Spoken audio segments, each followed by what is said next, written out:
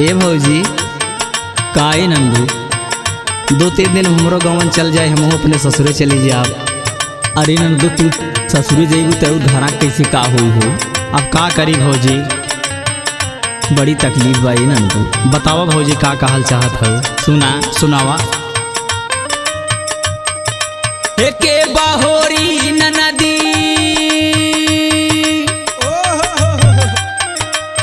के बाहोरी नदी पनिया बरस भरे अंगनमा के बाहोरी नदी पनिया बरस भरे अंगनमा के बाहोरी नदी पनिया बरस भरे अंगनमा के बाहोरी नदी के बाहोरी नदी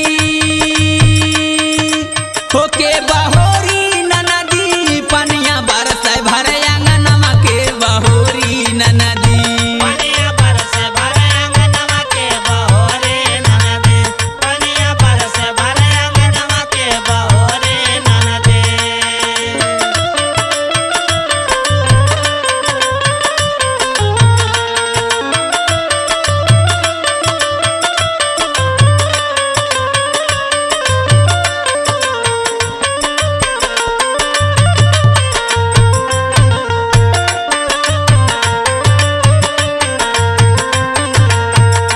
तो भौजी अपने सुख भी दे रोके चाहत हो हमका।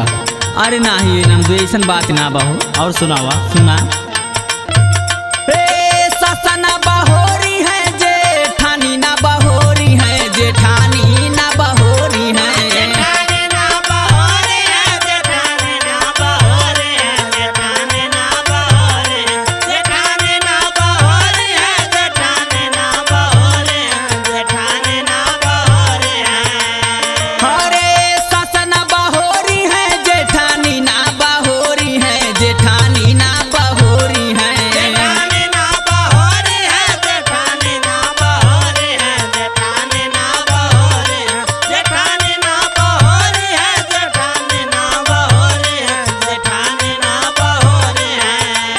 हरे ससुर जे देखिए दी है